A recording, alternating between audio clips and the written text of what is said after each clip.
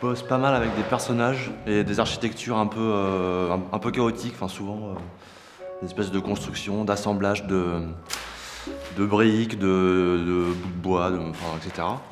Et pas mal de personnages du coup qui sont en scène aussi dans ces décors-là, que j'essaye de rendre un peu chaotique, on va dire, mais en gardant un côté quand même enfantin. Par la forme la forme que j'utilise, la forme générale des personnages, des formes géométriques, des ronds, des carrés, etc., quoi. Pas de croquis. Après, tout dépend aussi le travail de commande et le travail d'exposition, etc., quoi. Un travail de commande, bon là, tu fais des croquis, tu cherches, tu te prends un peu la tête, mais c'est pas pareil, c'est encore différent. Et par exemple, sur le travail de commande, moi j'utilise pas mal l'ordinateur parce que ça va plus vite et que voilà, c'est de la commande, donc il faut que ça aille vite. Et du coup, je fais un dessin à l'encre sur la feuille et après, je mets en couleur sur l'ordinateur. Voilà.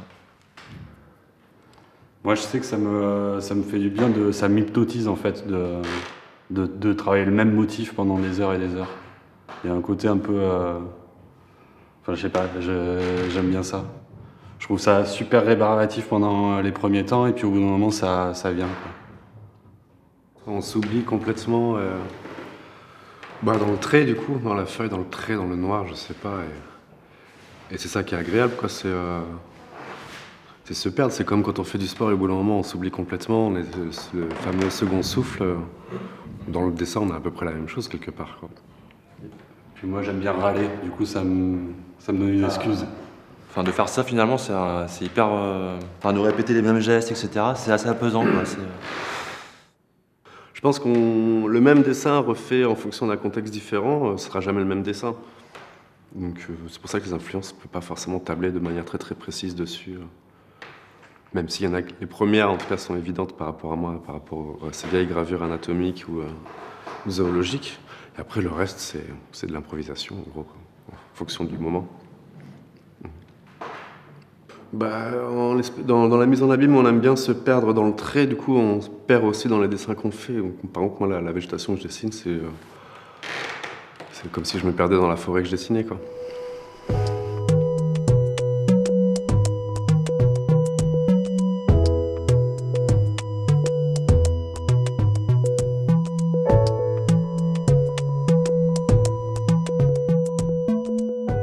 La dernière série de peintures qui sont là-bas, c'est des montages que j'ai fait sur ordinateur et que j'ai refait à la peinture à la table lumineuse. Mais enfin pas dans tous, mais il y a quand même pas mal de dessins où j'utilise l'ordinateur en amont en fait. Par exemple, le grand château avec la silhouette dedans, là, c'est plein de photos de châteaux différentes que j'ai combinées. J'aime bien les trucs un peu absurdes en fait. Du coup, voilà, c'est un espèce d'empilement de plein de styles de châteaux différents qui n'ont rien à voir entre eux. Et du coup, ça fait une espèce d'architecture bête et absurde, quoi. Enfin, le fait de bosser en série, en fait, ça me permet de voir un truc.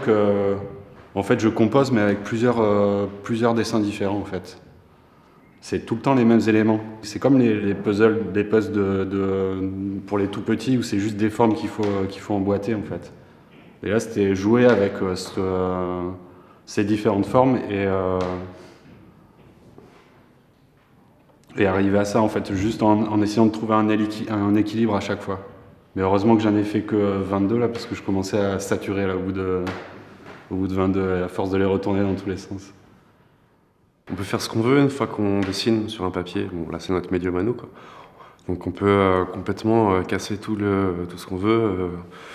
Mélanger, par exemple pour moi, un animal à une plante, c'est possible. On peut mélanger des châteaux, on peut faire des yeux comètes, tout est possible. L'univers, on le crée au fur et à mesure. Donc c'est en fonction des idées, des imaginations, et encore une fois des influences qu'on a sur le moment.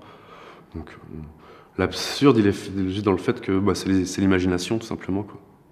Il y a un côté surréaliste aussi, du coup, quelque part, quoi. Sans se prétendre surréaliste. Alors moi, je suis un peu comme Sylvain, je marche par série aussi, pas mal. J'ai fait un livre là, récemment qui s'appelle Mirador, Et donc là, c'est une série, en fait, je suis parti d'un point de vue, donc c'est une fenêtre. Et j'ai fait 25 dessins où tu as un paysage différent sur chaque dessin à travers la fenêtre, en fait. Enfin, pour moi, ce qui est bizarre, c'est que ça me paraît pas si absurde que ça, ce qu'on fait. Enfin, moi, il y a quand même pas mal de gens qui diront que c'est glauque, c'est pas très gai, machin. Bah, je sais pas, moi, je le vois pas comme ça, en fait, quoi. Ça reste quand même très bon enfant, rigolo, enfin, c'est pas... Enfin, c'est rigolo parce on fait vraiment des trucs de gamin du début à la fin, quoi. On fait des dessins alors qu'on a presque 40 piges. Et quand on fait ça, on se raconte des histoires comme des mômes, quoi. Et du coup, la narration d'une image, elle vient comme ça, en fait. La notion de plaisir, en fait, qui est très importante, quoi. Que ce soit pas calculé, on va faire ça, ça comme ça, ça comme ça. Pour ma part, je pense que pour les autres aussi, on n'a pas du tout de formation. Enfin, pour ma part, en tout cas, j'ai aucune formation, j'ai rien du tout. C'est juste le plaisir qui prime avant tout.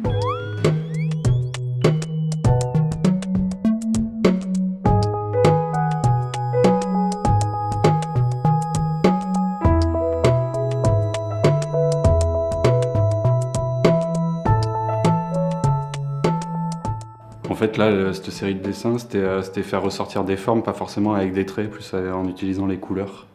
Du coup, il n'y a pas de... Il y a des trames avec des contours et en fait, il y a des formes qui se dégagent de ces masses-là sans contour, en fait. C'était vraiment faire ressortir des choses. Et du coup, pour les trucs très géométriques, j'ai utilisé l'ordinateur, mais pas systématiquement. Par exemple, les trucs comme ça, là, c'était directement à la main, il n'y avait pas d'ordi. Mais c'était vraiment pour les trucs où il fallait que ça soit vraiment géométrique et très linéaire, en fait. En fait, là, c'est pas du tout, tout est fait à la main, parce que même les trames que j'ai préparées à l'ordinateur, je les refais à la table lumineuse après, quoi. C'est de l'encre de Chine et du feutre, pour toute cette série. Après, moi, c'est pareil que dans les autres séries, j'essaye d'équilibrer en regardant plus un ensemble qu'un dessin seul.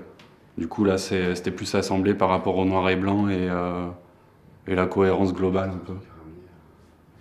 Et du coup, celui-là et celui-là, il fallait pas... Enfin, c'est comme ça que j'essaye d'équilibrer. Par exemple, en fait, là, c'est rigolo, parce que ils sont vraiment en diagonale, mais s'ils avaient été à côté, je pense que ça aurait été trop présent dans la totalité du mur.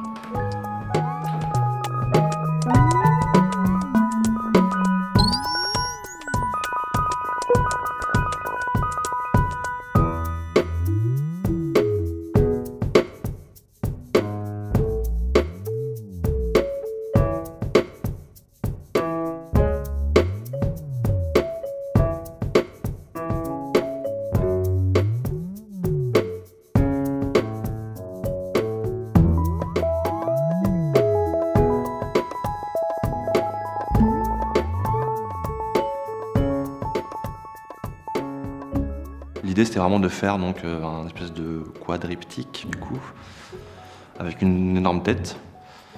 Donc là, je suis parti sur une forme, donc la première forme générale, donc ce gros rond là qui va définir la tête. Et après, j'ai donc par format, j'ai essayé de mettre une texture différente sur chaque face. Après, c'est assez compliqué parce que comme je disais tout à l'heure, j'ai pas vraiment d'idée précise de ce que je vais faire, quoi, en fait. Donc ça vient en fait au fur et à mesure que je dessine. Moi, je fais des croquis. J'ai besoin de travailler sur les esquisses pour développer un peu l'univers, essayer de l'enrichir le plus possible avant de le mettre en ancrage. La technique, c'est de la plume et encre de Chine. C'est juste très très simple. Le côté nerveux de la plume est assez intéressant par rapport à ce que je fais, donc j'ai gardé ça et je développe ça. Et après, une fois que c'est lancé, bah, c'est pas improvisé parce que j'ai reçu un peu mes esquisses, mais je reste pas fidèle aux esquisses non plus. Je pose mon univers et après je développe dessus en fonction de comment l'inspiration du moment, toujours pareil, ça reste. Et pour ceci, la mise en couleur, au crayon de couleur, c'était juste histoire de changer un peu, parce que je fais quand même majoritairement du noir et blanc.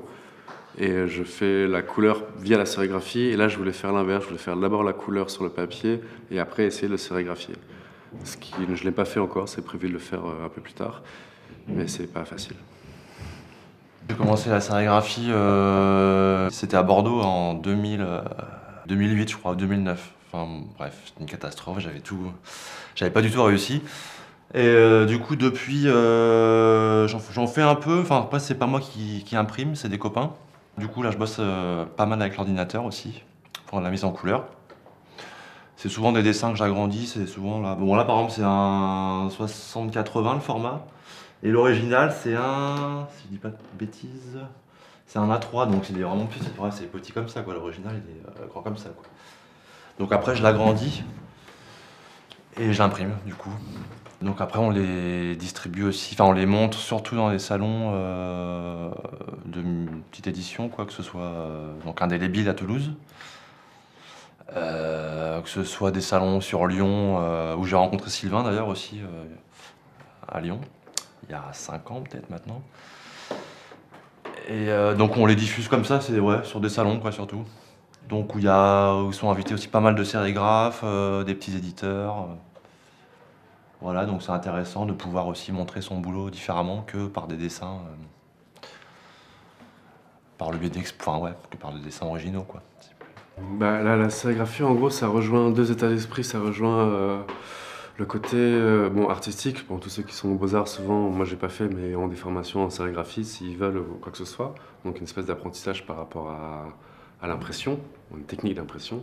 Et ça rejoint aussi l'état d'esprit de l'autonomie, du le fais de toi-même. En gros, c'est faire la sérigraphie, c'est pas assez compliqué. Donc souvent, de plus en plus, les ateliers se développent parce que comme ça, on peut maîtriser quasiment de A à Z la production d'un dessin ou d'un autre objet qui est potentiellement imprimable. Donc ce qui fait que bah, pour moi, je m'amuse à le dessiner et en même temps quand je dessine, je réfléchis à comment il va être en sérigraphie, donc la mise en couleur par ordinateur. Parce que ça permet d'avoir un champ vraiment très très large sur la possibilité des couleurs et de pouvoir la maîtriser, être vraiment sûr d'obtenir telle couleur à tel endroit. Et c'est moi qui fais tout seul, à part le papier, autrement. Donc du coup, c'est assez agréable de pouvoir contrôler un peu ce qu'on fait. Donc là, l'objet, à la fin, a donné ceci. Donc, qui est complètement en sérigraphie, qui est relativement assez fidèle aux dessins originaux.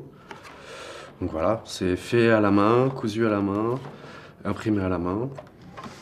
Et c'était un travail en collaboration avec Sylvain. C'est-à-dire que Sylvain a facilité le travail de sérigraphe en préparant, via l'ordinateur, la mise en couleur. On n'a pas fait un direct de l'original à la sérigraphie, ça aurait pas été très très joli.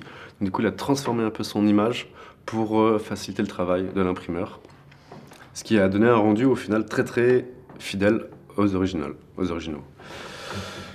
En fait, moi je sais que sortir un bouquin, ça permet de mettre des choses un peu derrière, de finir des trucs et pouvoir passer à autre chose.